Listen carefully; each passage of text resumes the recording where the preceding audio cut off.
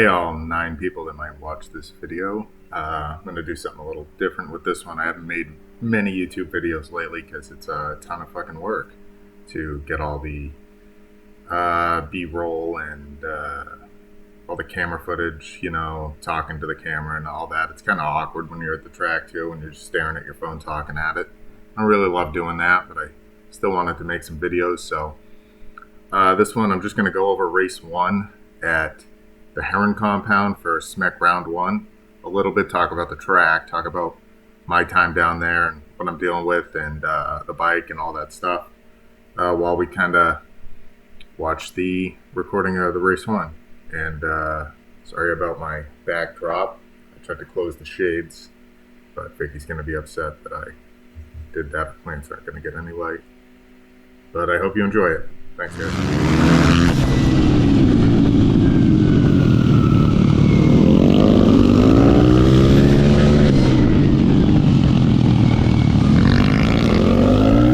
So I'll start with saying thanks to SMEC, Jay, for putting these races on. It was a lot of work for them. Everybody there. And the races that did come out, get down to the shitty part of it right away. Not many people showed up to this one. And I get it. SMEC is based sort of at an indoor. That's kind of the central location in Georgia, Big Farm Drive. So I understand why people didn't want to make this trip, and the Southerners that were expecting to go to this event didn't show up, and it's kind of because of the track, it sounds like. What you can't see in the video is the track conditions and the bumpiness. I'll try to point it out a little more. This is the first moto for Open Pro. I qualified 4th, still dealing with trying to set up the start a little bit. I'll get into that more. But it was Danny Beard, Jacob Bilodeau from Canada, and Steve Ingram, the man responsible for this great little dirt section, racing an Open Pro. I think there wasn't too many entries though. It was pretty sad. Anyway. As you see, this is lap 2, I think. Jacob fell in the dirt, entering the dirt. It was pretty slippery, flat into it, and definitely easy when you're racing tight to get in there. This whole track is really tricky because what you can't see in the video is how big these dips, holes, and bumps are. Right here on the right, I passed like, that thing's probably 6 inches deep.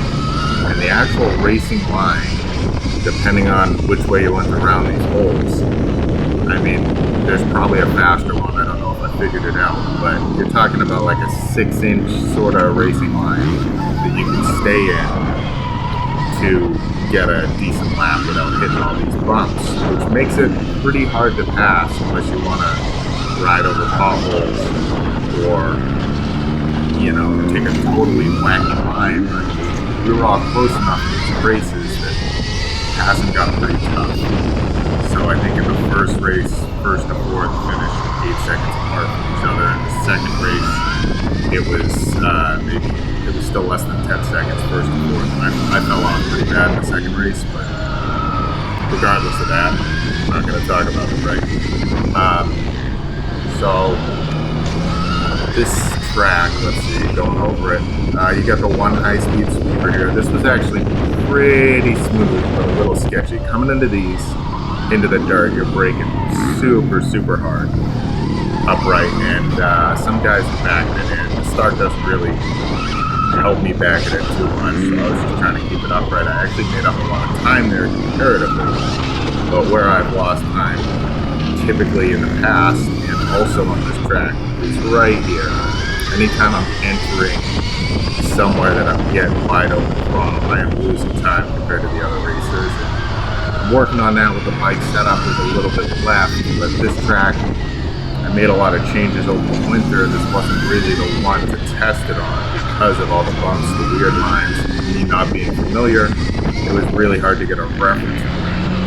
on this track specifically to make these changes or to test these changes and do a lot of practice. So hopefully next round at VIR, I'm a little more familiar with that track. It's a lot more smooth. I can go out asphalt only, maybe get some video data of my rear wheel and have a lot of chatter issues, leaned over or getting on the throttle hard with the back, and I'm playing maybe a video of that to see how it's chattering, where it is in the stroke and stuff like that without any real telemetry data, something more advanced and expensive that I'm probably never going to get. It's going to have to go by video or something like that, some feedback, and just instinct. I don't have much of it. Beyond that, you can see this race specifically, I'm sort of starting to catch Steve a little bit. Jake he's pretty much right behind me at this point, and we're going to fall into a little line here. I'm gaining on Steve into this turn and basically following him through the dirt. The Stark is definitely cheating in the dirt, or at least for me it is. The slow speed dirt sections, it's so easy to ride, but where you think I'd have the advantage getting onto the straight with the big power it makes, it really wasn't helping me out. And it could have been my line. I think they were going a little different through the bumps over here. You kind of gotta duck and weave around these potholes halfway through the race. And yeah, it could have been that. Could have been unfamiliarity, but I seem to be catching them on the brakes. And towards the end of this pavement section,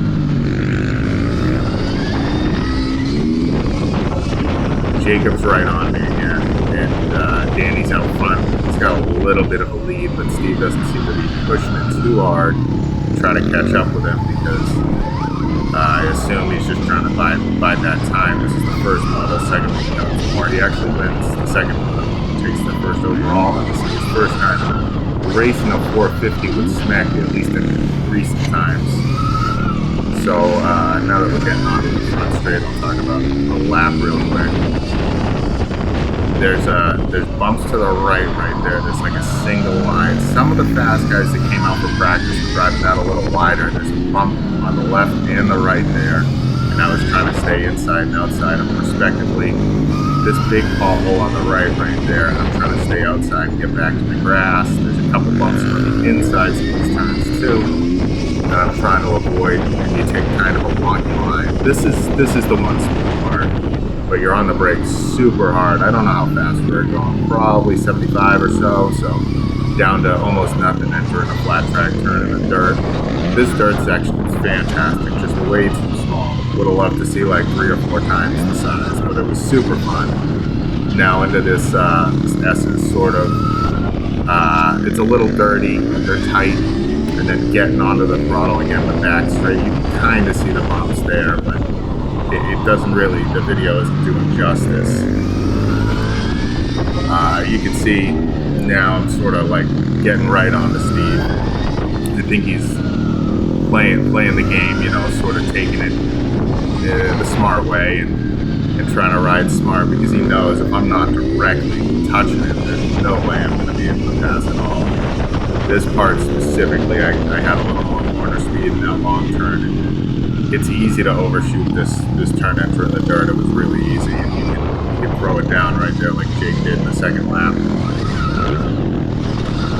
But super fun dirt. It tacked up pretty well. I just wish there was more people that came out and enjoyed this.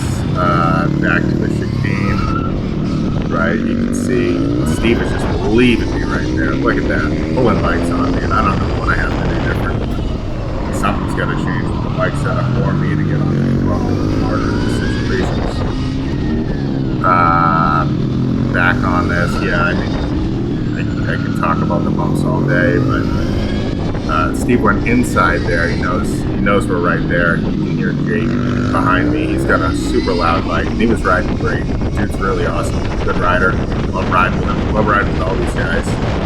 And it's cool to be kind of close, and speed and stuff. Hopefully they stick around all season, and hopefully there's 10 more people in the next race in our class. VIR should bring more people. It's a little more centralized for everybody, and there's a crew that really sticks to VIR. I think the Heron compound the people that knew the track don't really like to ride it, especially the asphalt guys. And there's a lot of asphalt guys in South Florida and stuff. They just don't like riding it because it's so damn bumpy. It's so hard to the race line isn't available basically because you got to navigate around and stuff. So you got to make your own line, which isn't. It's not intuitive. He took the inside there again. Knows we're behind him. I think he's just worried about us coming up to the side, but not really an issue. It's so hard to pass here. Again, this fast turn is actually super fun. It's weird to be like that, full throttle, kind of banked over on a supermoto for that long. You hear Jake squealing behind me. I mean, these berms, this was just so fun. I just wanted it to, you can see it. You can see it in the video. It's nice dirt. It's perfect for supermoto. The jumps were small. They were really approachable, but, I don't mind that. I can go for bigger stuff, but it definitely, look at it rip away from me again. God damn. I'm messing up leaving turns. Coming around again. I think now I'm kind of thinking, geez, I got third right now. Forget Steve, it's not going to happen. Just be smooth and be big so Jake doesn't come. You can hear him, he's going inside there thinking about putting it in. He's right on my tail basically, and I'm just thinking, oh geez, I can't let this guy get around. Fast turn again, that is fun. That is super fun. Into this third section one last time. Start makes it so easy. Zip!